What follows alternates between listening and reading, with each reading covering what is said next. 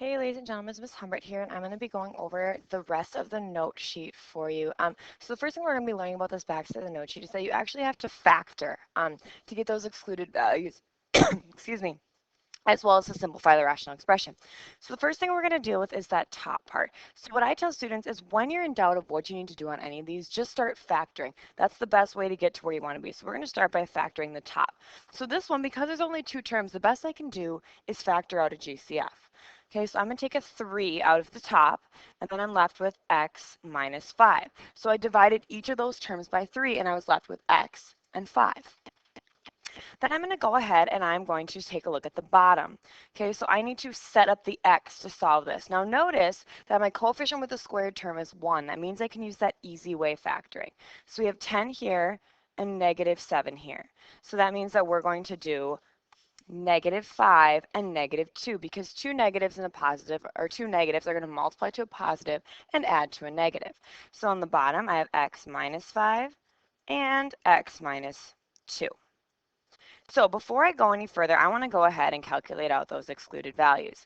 So I'm going to take each of those factors and I'm going to set them equal to 0. Okay, so for that first one, you're going to add 5 to both sides and you're going to get that x is equal to 5. For that second one, add 2 to both sides and you get that x is equal to 2. So my excluded values are that x cannot be 5 and x cannot be 2. Now let's take a look back at that original problem. You'll notice that both the top and the bottom have x minus 5. So that means I can go ahead and I can cancel both of those out. So then I'm left with 3 over x minus 2. So here is my simplified rational expression. Here are my excluded values. I need to have both of those answers, okay? Next, let's take a look at number 9. So for number 9, again, I'm going to take a GCF out of the top. So I can divide the top by 12, and then I'm left with x plus 3. And I'm going to go ahead and I'm going to set up the x for the bottom. So we're multiplying to negative 12 and adding to negative 1. Well, to do that, I need to do negative 4 and positive 3. Now, I'm not going to dwell on factoring. I'm not going to spend a ton of time going over it because I'm going to assume that you can do that.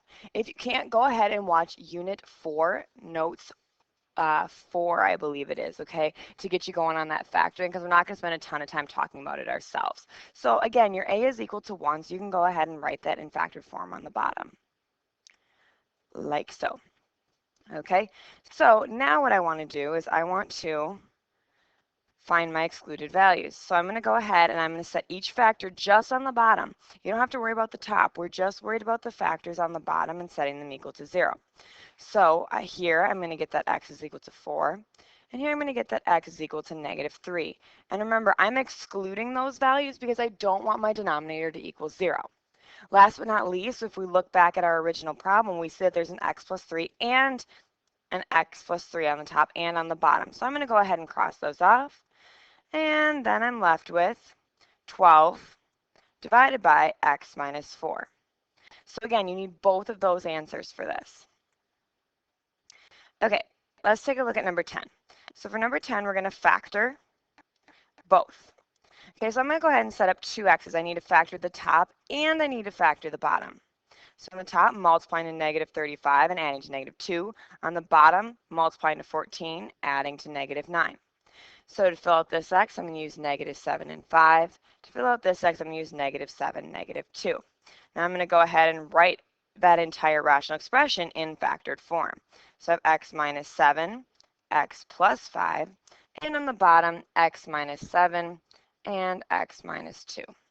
So before we go any further, I want to go ahead and calculate out those excluded values. So to do that, I'm going to take x minus 7 and set it equal to 0, and x minus 2 and set it equal to 0. So my excluded values are that x cannot be 7, as well as x cannot be 2. Last but not least, I want to write it as a simplified rational expression. Well, I notice both the top and the bottom have x minus 7s, so I'm going to cross that off. Left on top, I have x plus 5, and on the bottom, x minus 2. And that right there is your final answer. Moving on. Let's take a look at these word problems, okay? So, Jenna has guppies in her aquarium. 1 week later, she adds 4 neon fish. So first thing we need to do is to define a variable for each of those things. Okay, so I'm going to let n be equal to neon fish. Okay, and then I am going to let G be equal to guppies. Now the problem is asking us to define a variable and the guppies, which we did, and now we need to write an expression that represents the fraction of neon fish in the aquarium.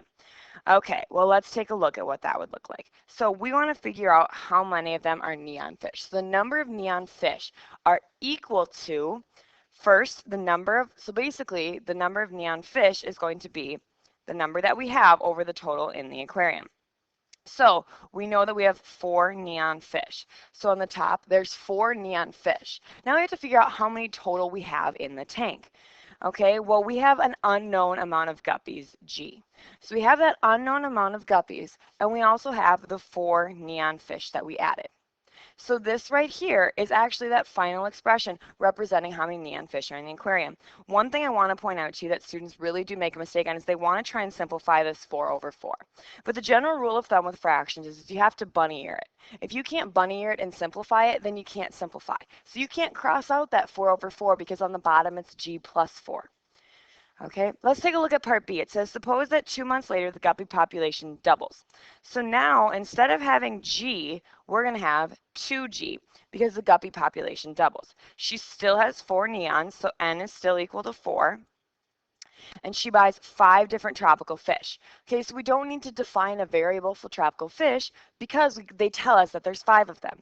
So let's write an expression that shows the fraction of neons in the aquarium.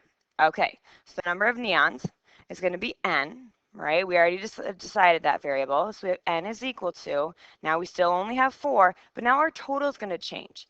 We've doubled the amount of guppies. We still have 4 neon fish, but now we also have 5 tropical fish. So now we're going to go ahead and simplify that out. So we have 4 over 2G, and then 4 plus 5 is 9. So this right here is your simplified rational expression for the amount of neons in the tank. All right, so you can go ahead and move on to the next part of your homework. Thanks for listening.